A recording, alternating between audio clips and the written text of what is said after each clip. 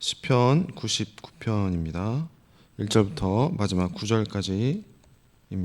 여러분, 오늘 말씀은 크게 세 단락으로 나눌 수 있습니다. 먼저 1절부터 3절까지는 시온에 계시는 거룩하신 하나님입니다. 두 번째 단락 4절부터 5절은 정의와 공의를 행하시는 거룩하신 하나님입니다. 마지막 단락은 하나님의 백성에게 응답하시는 거룩하신 하나님입니다. 먼저 1절부터 3절을 보시면 여호와께서 다스리시니 만민이 떨 것이요 여호와께서 그룹 사이에 좌정하시니 땅이 흔들릴 것이로다.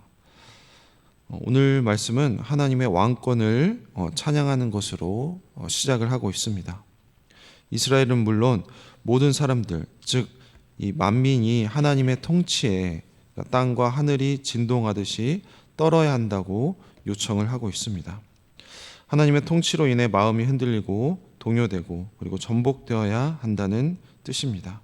시인은 하나님이 이 그룹 사이에 앉으시니 땅도 진동해야 한다고 말하고 있습니다. 사람도 땅도 하나님의 통치 앞에서 모두 떨어야 된다고 말을 하고 있는데, 시인은 그룹 사이에 좌정하신 하나님이라고 서술을 하고 있습니다. 첫째, 이 하나님이 앉아 계신 곳은 이 천상의 존재죠. 우리가 그룹들, 이 케루빔이라고 하는데, 이 그룹들은 하나님의 능력과 하나님의 임재를 상징하는 존재들입니다. 이 그룹 천사들은 하나님의 비서 천사이면서 그러니까 이 그룹이 있는 곳에 하나님이 계신다는 것이죠. 그리고 이 날개가 달린 피조물로서 이 법궤, 이 지성소의 이 법궤 뚜껑에 이 시은자의 이 금을 입힌 형태로 재현이 된 존재들입니다. 두 번째로 이 시온에 계신 여호와 하나님은 위대하시고 모든 백성 위에 계신다고 말을 하고 있습니다. 시인은 여호와 하나님을 이 시온에 계신 분이라고 지금 서술을 하고 있습니다. 여기서 시온은 하늘의 영역이 아니라 바로 땅이죠. 하나님의 처소는 이 천상의 존재들이 있는 곳이지만 땅으로 내려오셨습니다. 그래서 우리가 일반적으로 생각할 때는 매우 충격적인 것입니다. 거룩하신 하나님은 인간이 거주하는 땅으로 오셔서 하나님의 크고 높으심을 드러내고 계십니다. 이곳 시온은 하나님이 임재하는 곳이기 때문에 그래서 거룩한 산이며 하나님의 능력을 드러내는 바로 지상의 장소입니다. 그래서 시인은 계속해서 이렇게 찬양하고 있습니다. 크고 두려운 하나님의 이름을 찬양하라. 하나님은 거룩하시다. 하나님은 크고 두려운 이름을 가지셨습니다. 시인은 그 뛰어난 하나님을 찬양하라는 요청과 함께 하나님의 이 거룩한 속성을 지금 선언하고 있습니다. 그가 거룩하도다에서 이 거룩은 카도시인데 이것은 구별되다라는 뜻을 가지고 있습니다. 하나님은 이 천사들의 보좌를 받는 분으로서 연약하고 이 불완전하고 죄인인 인간 이 사회로부터 분리되고 그리고 떨어진 그런 구별된 존재라는 뜻입니다. 하지만 동시에 하나님은 땅으로 내려오셔서 시온에 계신 분입니다. 즉 질적으로 다르신 창조주 하나님, 이 높으신 하나님께서 이 땅 위에 내려와셔서 이 땅의 사람들과 함께 계신다는 것입니다. 그것이 바로 우리 하나님이니 이 하나님을 찬양하라고 요청을 하고 있는 것입니다. 계속해서 두 번째 단락 4절부터 5절 말씀입니다. 능력 있는 왕은 정의를 사랑하시느니라. 주께서 공의를 견고하게 세우시고 주께서 야곱에게 정의와 공의를 행하시나이다. 너희는 여호와 우리 하나님을 높여 그의 발등상 앞에서 경배할지어다. 그는 거룩하시도다. 시인은 계속해서 하나님은 거룩하시지만 완전히 인간과 분리되어 떨어져 계신 분이 아님을 앞에서 서술을 했습니다. 그렇다면 시인은 하나님께서 어떤 방식으로 인간과 함께 하시는지 그런 하나님에 대해서 고백하고 있습니다. 하나님은 능력의 왕이신데 또한 이 공의와 정의를 사랑하시는 분이십니다.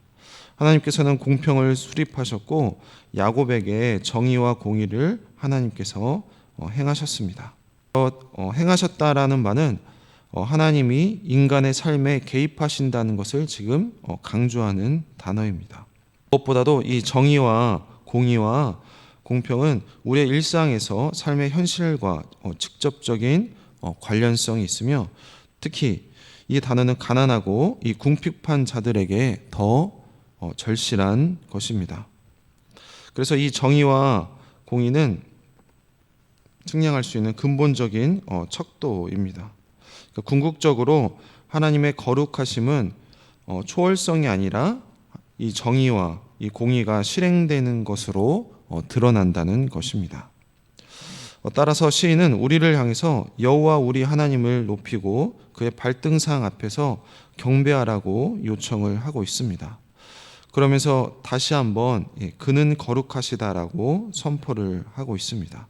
두 개의 명령어, 높이라, 경배하라는 말로 하나님의 경의를 표하라고 요청을 하고 있습니다. 특별히 여기서 경배하라는 단어는 몸을 굽히고 몸을 낮추어서 깊은 존경심을 표현하는 단어입니다. 그의 발등상 앞에, 그 발등상은 바로 왕을 위한 그 보좌에 있는 발판입니다. 이것은 땅에 임재하시면서 통치하시는 여호와 하나님은 거룩하시다라는 뜻을 가지고 있습니다. 하나님은 거룩하시다라는 이 표현을 계속해서 반복하면서 하나님의 통치와 이 거룩함이 분리되지 않음을 계속해서 강조를 하고 있습니다. 단락 6절부터 8절 말씀입니다. 그의 제사장들 중에서는 모세와 아론이 있고 그의 이름을 부르는 자들 중에는 사무엘이 있도다. 그들이 여호와께 간구함에 응답하셨도다. 여호와께서 구름 기둥 가운데서 그들에게 말씀하시니 그들은 그가 그들에게 주신 증거와 율례를 지켰도다. 여호와 우리 하나님이여 주께서는 그들에게 응답하셨고 그들의 행한 대로 갚기는 하셨으나 그들을 용서하신 하나님이시니이다. 이는 계속해서 모세와 아론 그리고 사무엘을 회상하고 있습니다. 이 세 사람은 이스라엘 역사 가운데 중재자이면서 예언자이고 제사장들이었습니다. 이들은 바로 하나님의 이름을 아는 자들이었죠. 시인이 제사장 중에서 이 모세를 포함한 것은 큰 문제가 되지는 않습니다. 모세가 제사장직을 수행한 것은 아니지만 하나님과 이스라엘 백성 사이에서 중재자 역할을 했던 모범적인 인물이기 때문에 포함이 된 것입니다. 특별히 사무엘은 이스라엘 백성을 위해 기도를 쉬지 않았다고 말을 하고 있고, 그리고 하나님께 부르짖는 사람의 상징인 사람입니다. 또한 하나님은 구름 기둥 가운데서 말씀하시고 그들은 하나님이 주신 그의 증거와 율례를 지켰습니다. 자, 여기 나온 구름 기둥은 이 출애굽과 이 광야 생활의 경험에서 하나님의 임재를 나타내는 그런 가시적인 증거였습니다. 이 구름 기둥에 대한 회상은 모세와 아론에게 적용되는 것이죠. 이 구름 기둥을 통해 말씀하신 하나님은 모세와 아론이 경험한 것처럼 사무엘도 마찬가지로 실로 성전에서 여호와 하나님의 말씀을 들었습니다. 그래서 그들은 모세와 아론, 사무엘을 가리키지만 하나님이 주신 경고, 이 신호로서 그의 증거와 마땅히 지켜야 할 율례는 이 세 사람뿐만이 아니라 이스라엘 백성들도 모두 다 지켰습니다. 그래서 일반적으로 증거와 율례는 하나님의 율법, 즉 이 가르침을 칭하는 전문적인 용어입니다. 하지만 흥미롭게도 이 광야는 불신과 사실 불평 그리고 불순종으로 특징 지어지는 장소이지만 이 세 사람은 하나님의 가르침을 지켰던 자들로 지금 대표되고 있는 것입니다. 하나님은 그들의 기도에 응답하셨지만 또한 이 악행들에 대한 책임도 부여하셨습니다. 즉 하나님은 긍휼의 사랑을 이스라엘 백성들에게 보여주셨지만 하지만 이 죄에 대한 처벌을 통해서 하나님의 주권과 공의를 일관되게 실행한 이 전능한 하나님이라는 것입니다. 그래서 시인은 다시 직접적으로 여호와 우리 하나님을 부르면서 말을 하고 있습니다. 여호와 우리 하나님, 당신은 그들에게 응답하셨습니다. 당신은 그들에게 용서하시는 하나님이지만 그들의 행위대로 갚으시는 분입니다. 즉 하나님은 용서하실 뿐만이 아니라 이 그릇된 행위에 대해서는 벌을 하시는 분이라는 것입니다. 자, 이렇게 시인은 지금 출애굽 이 광야 사건을 소환하여서 여호와 하나님의 구원과 그리고 용서와 이 심판을 통해서 이스라엘 백성들에게 그리고 또한 우리에게 그 긴장감을 교훈하고 있는 것입니다. 시인은 계속해서 여호와 하나님을 반복적으로 부르면서 우리 하나님이 곧 여호와라는 사실과 나의 하나님이 아닌 우리 하나님이란 사실을 우리에게 재확인시키고 있습니다. 마지막으로 9절 말씀입니다. 너희는 여호와 우리 하나님을 높이고 그 성산에서 예배할지어다. 여호와 우리 하나님은 거룩하심이로다. 마지막으로 시인은 다시 한번 여호와 우리 하나님을 높이라고 우리에게 요청을 하고 있습니다. 시인은 5절에서 했던 말을 지금 그대로 반복을 하고 있습니다. 그리고 그의 거룩한 산에서 경배하라고 하는데 그것은 5절의 시행을 그대로 반복한 것입니다. 또한 그의 발등상 앞에서 경배하라는 말을 마찬가지로 반복하고 있습니다. 여기에 9절에 나온 거룩한 산은 2절에 나온 바로 시온산입니다. 시온은 온 세상의 왕이신 하나님의 보좌가 있는 곳이죠. 따라서 시인은 이스라엘의 왕의 다스림 앞에 바짝 엎드려 다시 한번 경배하라고 우리에게 요청하고 있는 것입니다. 그리고 마지막으로 다시 한번 여호와 우리 하나님은 거룩하시다라고 마지막으로 선포하고 있습니다. 여호와 우리 하나님을 오늘 말씀에서 무려 4번이나 반복을 하고 있습니다. 5절에서 8절에서 그리고 9절에서 2번 반복하고 있습니다. 또한 우리 하나님은 거룩하시다는 것을 3번 반복하고 있습니다. 3절에서 5절에서 9절에서 이렇게 반복하는 이유는 시인은 이 왕 대신 하나님의 이 완전성을 지금 거룩하심으로 선포하고 있는 것입니다. 그런 하나님이 다스리시는 공의가 실현되는 이 시온의 영광을 꿈꾸면서 하나님을 찬양하고 있는 것입니다. 성도 여러분, 오늘 말씀을 통해서 하나님께서 오늘 우리에게 하시는 말씀을 묵상해 보도록 하겠습니다. 성도 여러분, 오늘은 특별히 2023년도 바로 마지막 날입니다. 올해도 뒤돌아보면 하나님 안에서 우리 모든 성도님께서 너무너무 수고롭게 수고하시면서 살아왔습니다. 하지만 우리 혼자 힘으로 우리는 살지 못하는 존재들입니다. 하나님이 뒤돌아보면 매 순간 그리고 매 장소에서 우리와 함께 동행하셨습니다. 오늘 말씀처럼 우리를 위해 통치해 주셨고 우리의 기도에 귀를 기울여 주셨습니다. 그래서 오늘 본문에서 시인은 그 찬양을 통해서 우리가 하나님께 감사하는 마음을 함께 고백하도록 요청하고 있는 것입니다. 그래서 오늘 본문을 통해서 올 한 해 하나님께서 우리에게 어떤 은혜를 베풀어 주셨는지 다시 한번 뒤돌아보기 바랍니다. 오늘 말씀에서 하나님은 바로 만민을 떨게 하시는 그 창조주 하나님이라고 말을 하고 있습니다. 하나님은 창조주 하나님으로서 온 땅을 창조하셨고 그리고 오늘날도 지금 다스리고 계시는 거룩한 분, 즉 이 피조물과 구별되는 창조주 하나님이라고 고백을 하고 있습니다. 하나님의 자정으로 땅이 흔들릴 만큼 모든 민족보다 위대한 분이 바로 우리 하나님이라고 말하고 있습니다. 그 하나님의 두려운 이름과 이 하나님의 거룩하심이 바로 이 성도들이 찬양할 이유와 제목이 된다는 것입니다. 성도 여러분, 온 세상을 떨게 하시는 우리 하나님에게 우리는 어떤 태도로 대하고 있는지 우리 올 한 해를 뒤돌아보시기 바랍니다. 두 번째, 오늘 말씀에서 우리 하나님은 하나님 앞에서 발등상 앞에서 우리가 경배하라고 시인은 요청하고 있습니다.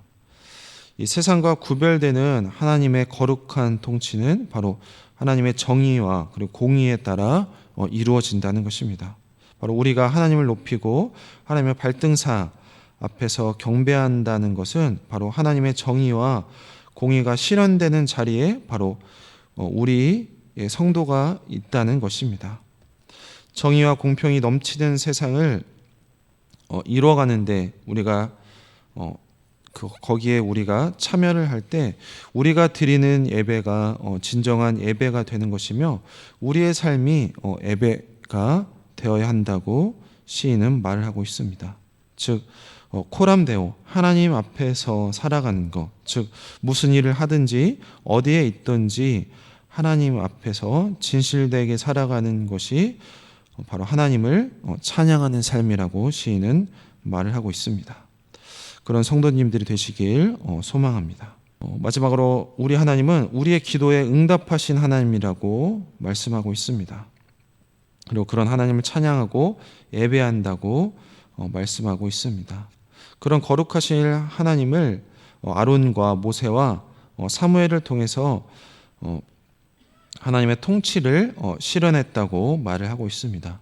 율법을 듣고 순종하면서 백성을 위해 기도하는 이 종들을 통해서 이스라엘을 다른 민족의 소원에서 구원하여서 구별되는 역사를 하나님께서 진행하셨습니다. 하지만 또한 광야에서 그리고 이스라엘 역사에서 하나님의 은혜를 저버린 이들을 심판하신 살아계시고 거룩한 하나님이라고 오늘 본문에서 말씀하고 있습니다. 자, 이렇게 우리 하나님은 그 능력을 가늠할 수 없고 그 지혜를 헤아릴 수 없는 분이라는 것을 오늘 말씀 통해서 우리가 알 수 있습니다.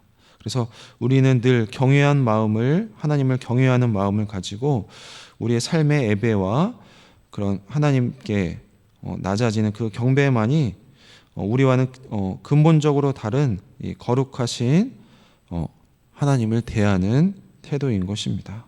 그래서 올 한 해를 뒤돌아보면서 올 한 해도 우리 하나님의 통치 아래서 하나님이 우리에게 긍휼을 베풀어 주셨고 그리고 우리가 하는 기도에 하나님께서 귀를 기울여 주셨기 때문에 오늘 여기에 우리가 있는 것입니다.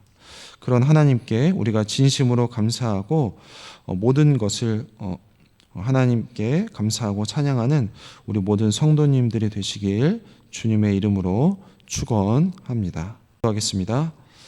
하나님 감사합니다. 오늘 말씀 통하여서 올 한 해를 마무리하게 하시니 감사합니다. 우리 하나님은 하나님 만민을 다스리시는 분이고 만민이 떠는 그 창조주 하나님이십니다. 그런 하나님을 피조물인 우리가 늘 찬양하고 경배하는 그런 성도님들이 될 수 있도록 도와주시옵소서. 여전히 올 한 해도 다스리시고 만들어 가시고 운행하시는 그런 하나님을 믿고 살아가는 성도님들이 될 수 있도록 도와주시옵소서. 하나님 오늘 말씀 통해서 그런 하나님께서 공의와 정의를 행하시는 분이라고 했습니다. 하나님, 하나님을 믿는 우리 성도로서 하나님 우리 삶의 자리에서 정의와 공의를 실천하는 그런 삶으로 예배하는 우리가 다 될 수 있도록 하나님께서 은혜 베풀어 주시옵소서. 하나님 올 한 해를 뒤돌아보면 전부 다 감사한 것 뿐입니다. 하나님께서 우리와 함께 하셨고 그리고 우리에게 긍휼을 베푸셨고 특별히 우리가 하는 그 기도를 하나님께서 들어주시고 응답해 주셨기 때문에 하나님 이 자리까지 왔습니다. 이런 감사한 기도의 제목을 가지고 올 한 해를 마무리하면서 하나님께서 베푸신 은혜와 하나님 기도의 제목을 가지고 늘 감사하고 찬양하는 우리 모든 성도님들이 될 수 있도록 하나님께서 인도하여 주시옵소서. 감사드리며 예수님의 이름으로 기도했습니다. 아멘.